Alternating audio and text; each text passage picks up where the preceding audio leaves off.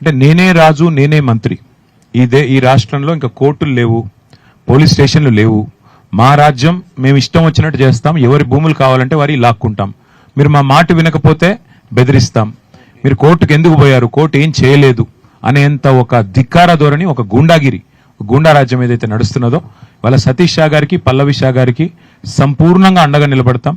आप जो हिम्मत आपने जो दिखाई, मैं आपको बधाई देता हूं सर, क्योंकि कोई और आदमी तो डर जाता था और उनको जमीन अपना दे देता, और कोई आम कोई नागरिक है जिसके पास कोई उसको मतलब उसको समझ अगर नहीं है कोर्ट की या व्यवस्था की, तो कब का दे चुका होता. इसीलिए मैं आपको बधाई देता हूं, पल्लवी मैडम को भी, और हम लोग आपके साथ रहेंगे. और इतने लोगों को हम इसीलिए यहाँ पे लाए क्योंकि आपका जमीन पे फिर वो कदम रखने की हिम्मत ना करे, आगे भी ना आए, और आपके साथ हम खड़े रहेंगे.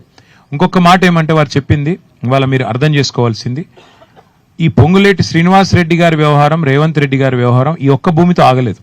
మేము అందుకే సభా సంఘం ఏమని అడిగింది కూడా, మేము అక్రమ మైనింగ్ ఒకటి కాదు, మేము చెప్పింది మచ్చుకు ఒకటి, ఇట్లా వందల క్రషర్లు ఇవాళ ఈ రాఘవ, ఇంకా నియోజన్, ఇంకా ఇతర పేర్లతో రేవంత్ రెడ్డి గారి సోదరులు, అట్లాగే వారి మంత్రులు, వారి కాంగ్రెస్ పార్టీ నాయకులు వందల క్రషర్లు ఇట్లా అక్రమంగా నడుపుతా ఉన్నారు. అందుకే సభా సంఘం ఏమని అడిగాం.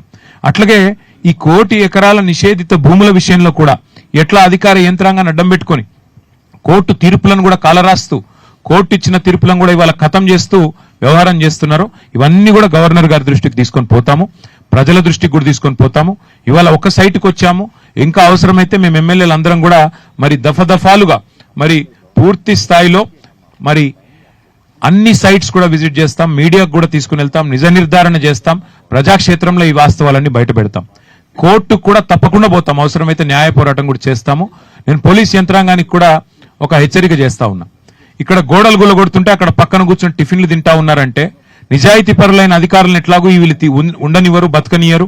హబీబుల్లా ఖాన్ ఎట్లయితే తీసి పారేసినారో మరి మాకు కూడా గతి పడుతుందని చెప్పి కొంతమంది పోలీసులు కూడా ఇవాళ వీళ్ళ అరాచకాలకు వంత పాడుతున్నారు, అరాచకాలకు మద్దతు పలుకుతున్నారు. ఆ అధికార యంత్రాంగానికి నేను హెచ్చరిస్తా ఉన్నా, 2-2.5 ఏళ్లలో మళ్ళీ మా గవర్నమెంట్ వస్తుంది. ఈ అక్రమాలకు ఎవరు అండగా నిలబడ్డా, ఇట్లా పేద ప్రజల్ని, ఇట్లా మధ్యతరగతి ప్రజల్ని, ఇట్లా రాజకీయ నాయకత్వంతో సంబంధం లేని వాళ్ళని ఎట్లా పడితే అట్లా ఆడుకుంటాం, ఎట్లా పడితే అట్లా చేస్తాం, దానికి మేము రేవంత్ రెడ్డికి, పొంగులేటి శ్రీనివాస్ రెడ్డికి అండగా నిలబడతామంటే మీకు తప్పకుండా మీ డైరీలో రాసుకొని పేర్లు మీ అందరికీ కూడా వదిలిపెట్టము. ప్రతి ఒక్కరి మీద కూడా రిటైర్ అయితే కూడా విచారణ జరిపిస్తాము. మీరు నిజాయితీగా మీ డ్యూటీ చేయండి, నిజాయితీగా డ్యూటీ చేయండి, న్యాయం వైపు నిలబడండి, ధర్మం వైపు నిలబడండి, ప్రజల వైపు నిలబడండి. మేము వేరేం అడగట్లేదు.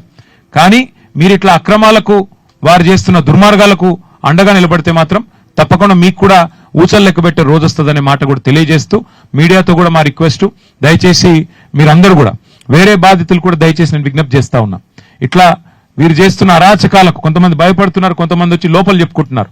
మొన్న శంషాబాద్ మండలంలో ఒక ఉదాహరణ చెప్తాను నేను మీకు. నవాబుల కాలం నుంచి వాళ్ళ దగ్గర 500 ఎకరాలు జాగుండే, అమ్ముకుంటూ పోతే ఇప్పుడు మిగిలింది 250 ఎకరాలు.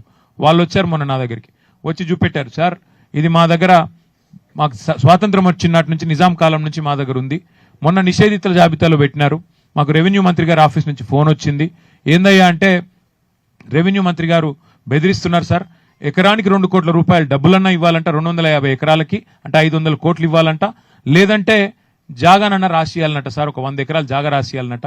ఇది ఏం అన్యాయం సార్, ఏం అరాచకం సార్ అని చెప్పి వారు చెప్పారు. మరి నేను చెప్తాను, ప్రెస్లో మాట్లాడతానంటే దయచేసి మా పేరు బయట పెట్టకండి సార్, పేరు బయట పెడితే చంపేస్తారు, వీళ్ళు చాలా దుర్మార్గులు సార్, చంపేస్తారు, మేము కాపాడుకుంటాం సార్, కోర్టుకు పోతాం, కాపాడుకుంటాం, కానీ మీ గవర్నమెంట్ వచ్చినాకన్నా మాకు హెల్ప్ చేయండి అని చెప్పిపోయారు. అందుకే వేరే బాధితులకు కూడా మేము పిలుపునిస్తున్నాం, అవసరమైతే మా పార్టీ ఆఫీస్ ఉంది, లీగల్ సెల్ ఉంది, మీరు రండి, మీ పేర్లు బయట పెట్టాం, మాకు తెలుసు ఈ గుండాల నుంచి మీకు భయం ఉంటుంది, మాకు తెలుసు, పేర్లు బయట పెట్టాం, కానీ న్యాయపరంగా మీకు అండగా నిలబెడతాం. ఎవరైనా పేరు బయట పెట్టండి మాకేం కాదు అంటే తప్పకుండా వారికి అండగా నిలబెడతాం. అట్లాగే 1 కోటి ఎకరాలు నిషేధిత జాబితాలో పెట్టి వీళ్ళు చేస్తున్న అరాచకాల్ని మాత్రం వదిలిపెట్టాం. తప్పకుండా మా పార్టీ శాసనసభాపక్షం మొత్తం ఎంబడ ఉంటుంది. దాంతోపాటు వీళ్ళు అక్రమ మైనింగ్ ఏదైతే చేశారో ఆ అక్రమ మైనింగ్ లో చట్టం ప్రకారం 1 ఇయర్ కఠిన కారాగార శిక్ష వేయాలి. ఈ మంత్రి గారు వెంటనే రాజీనామా చేయాల్సిందే. ఖచ్చితంగా ఈ ప్రభుత్వం సిబిసిఐడి అని చెప్పి మంత్రిని కాపాడే ప్రయత్నం చేస్తున్నది. నేను మా నాయకుడు కౌశిక్ రెడ్డి గారిని, మా సోదరుడు ఏం అనలేదు, నిజానికి ఆయన కేవలం అడిగింది ఒకటి, ఏ పార్టీ నీది అని అడిగిండు మాట్లాడుతుంటే. ఆయనను కూడా నిన్న దాడి చేసే ప్రయత్నం చేస్తా ఉన్నారు.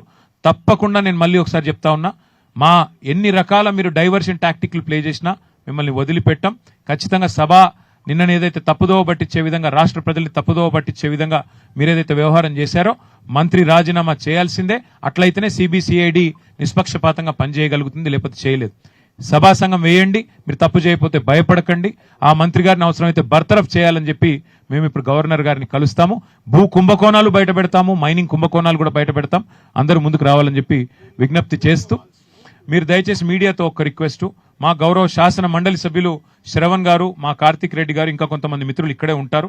కూలిన కంపౌండ్ వాళ్ళు, వీళ్ళు కూలగొట్టిన కంపౌండ్ వాళ్ళు, కూలింది కాదు, గూండాలు వచ్చి కూలగొట్టిన కంపౌండ్ వాళ్ళు, కట్ చేసిన ఎలక్ట్రిసిటీ కనెక్షన్, గోశాల ఏదైతే కూలగొట్టారో అవన్నీ మిత్రులు చూపెడతారు. కెమెరాల్లో దయచేసి అవన్నీ మీరు చూపెట్టండి అని చెప్పి కూడా కోరుతూ, మమ్మల్ని గవర్నర్ గారి దగ్గరికి వెళ్ళేందుకు అనుమతి ఇవ్వాలని కోరుతూ, मैं सतीश शाह जी का और पल्लवी शाह जी का फिर एक बार मैं हार्दिक धन्यवाद मैं देता हूं. बहुत बहुत థ్యాంక్ యూ. ఈ వీడియోపై మీ అభిప్రాయాన్ని కమెంట్ బాక్స్లో తప్పకుండా తెలియచేయండి. అలాగే ఈ వీడియోని లైక్ చేయండి. మీరు చేసే ఒక్క లైక్ మరిన్ని వీడియోలు చేయడానికి మాకెంతో ప్రోత్సాహాన్నిస్తుంది. సామాన్యుడి కోసం మేమందించే సమాచారం కోసం సమయం టీవీ ఛానల్ని ఇప్పుడే సబ్స్క్రైబ్ చేసుకోండి.